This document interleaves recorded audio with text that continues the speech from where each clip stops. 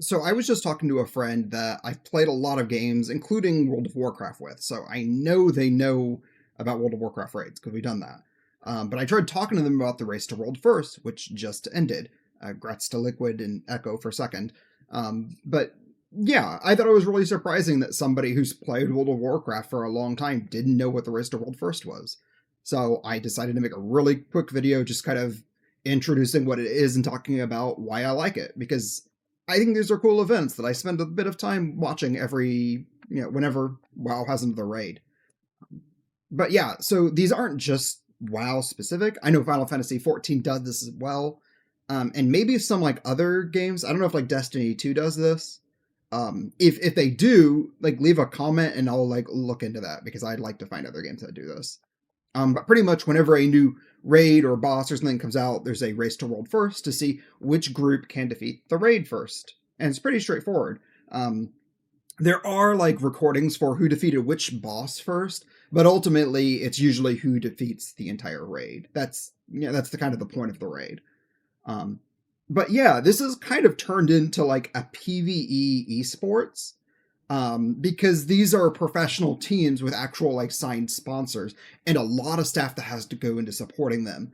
And weirdly enough, that's the part I kind of find very interesting is the weird like logistical nightmare and all the stuff that has to go on in the background for these races to happen.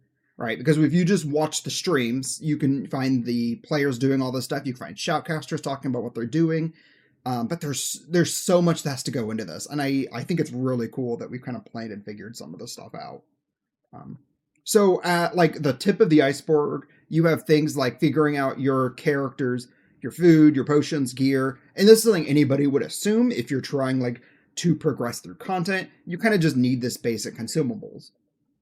But on a second tier, remember that this is a race to world first, so you're not just going to be bringing whatever character you want, you're going to be trying to bring whatever characters are necessary, or whatever will get you there faster, right? This does unfortunately mean that certain things like DPS meters are actually super important, because if a class or spec or whatever just isn't performing that well, sorry, you're not going to bring it, right? Like rogues might be your favorite classes, but if rogues aren't performing well that patch, you're not bringing your rogue because it's a race. It's too important.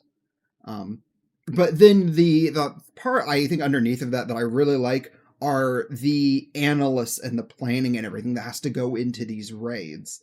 Um, because certain, like for World of Warcraft, you have test servers that will come out, and this does allow the players to practice their specs with the like buffs and nerfs. They could play out any like new mechanics and try out stuff. But for World of Warcraft, you can also try out the raid before it releases, right? So you may not have all the mechanics there, but you can at least practice and start getting good ahead of time.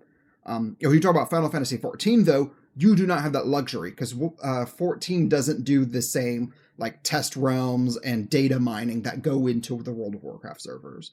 So it's a very different beast. And if you actually watch Final Fantasy 14 races, you'll find players dying really early and really often in raids because they're going in blind, right? So it's not unusual for one person to mess up and wipe everything, and there's a lot more of your learning curve has to go into in the moment rather than being able to practice prior like you do for World of Warcraft. So on top of that, you have the analysts that are kind of like figuring stuff out, but then you also have the support staff because a race to world first isn't typically going to be done very quickly. A single boss might take over 100 pulls before your raid finally gets its first victory there. So on top of that, you've got your players, which are playing the game for a long, like that is their life when the raid comes out. You have analysts that are helping, you have staff that's supporting them, keeping like their lives going, and this has to start ahead of time, right? Like, and I'll get into the planning in a little bit, but the event doesn't just start when the patch hits. It starts way before that. And kind of going back to the players, I think another misconception, because this is a misconception I had when I was first like learning about all this, is that a racer might have, their one monk and they're going to play whatever monk spec is best, or they might have like a monk, a rogue, a death knight, whatever, and they just bring whatever. But that's actually not the case. An actual racer might have like a dozen characters of the same race, class, spec that they're simultaneously gearing in practice on.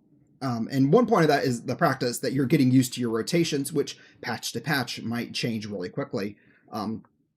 But you also have to think about your gearing, right? Because if you've played World of Warcraft, you know that gear is semi-random, right? You can run the same dungeon 20 times and never get the piece of gear that you need. So the idea is that by doing your raids and dungeons on a dozen different characters, you're going to find one character that has the best gear out of all of those, and that's the one you're going to bring to the race, right? So that kind of determines your main, but your ult actually still has a very important role to play, right? So what they'll do is when they're getting to, especially for like the like heroic raids and everything, to get like the second best in slot gear to progress them into mythic, you will bring your alternates and run your alternates so that you can funnel the gear you get into other people's mains. And this way, gear isn't wasted nearly as often, right? Sometimes, it's still RNG, so stuff gets wasted, but you might run a raid, a dozen different times, and out of those dozen, only one raid where you're running your main is the one where you're getting gear. Otherwise, all the healing gear you get actually goes to somebody else's main healer, and that way everybody's cumulative racing character actually has better gear. So all of that kind of is like an RNG, like trying to get around that. But again, this is a logistical nightmare because that's a lot of characters you have to plan for, right? And especially when you're focused on trying to like learn the mechanics and everything, you can't actually have a lot of the players doing some of this work. So you have to bring in analysts to do the sort of planning and behind the scene things for the players. And there's just so much that goes into this. And it's a pretty like serious event, right? They had an interview recently, I think with Liquid. They were talking about, congratulations on winning this raid. When do you start prepping for the next raid? And their answer was immediately, because you are immediately saying, okay, I've got a dozen characters, time to start rolling gear on all these characters in preparation. And then when it actually gets to like the test realm for the raid, you're like, okay, now you have to go in the test realm, start practicing and learning the mechanics on there. And this is such a big deal that especially during the racing season, this is their entire lives. And even off races, there's still so much prep that has to go into it. That it really is, by all means, an esport. This is something they have to practice and train and plan for. And I think that's really cool. So that's why I kind of wanted to share this. The one downside I do want to throw out, though, and hopefully somebody can tell me about a game where this is the actual case, is I would love to hear a story for like a group of casual friends that said, we're going to take a week off work or something and try to be the race to world first in this game or whatever, right? Rather than having these, professional players with professional teams and sponsors, that really does make it like less competitive for casual players because they can't devote that much time if you're going to have to hold like a full-time job and can't take off work and all this stuff, right? But it would be really cool to hear about a group of friends from like Minnesota that like practiced and trained and really worked up to it.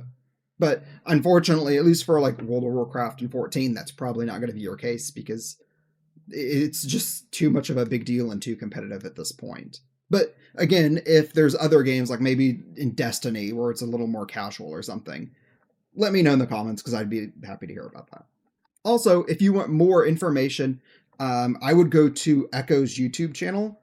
Because they've been doing like daily videos talking about the various bosses and the state of the race. And they've done a few videos. I wish they did more, but they have done a few videos about like the behind the scenes, like what the analysts are doing and what a split for the race is. And so you can find some general information on Echo's channel if you want more.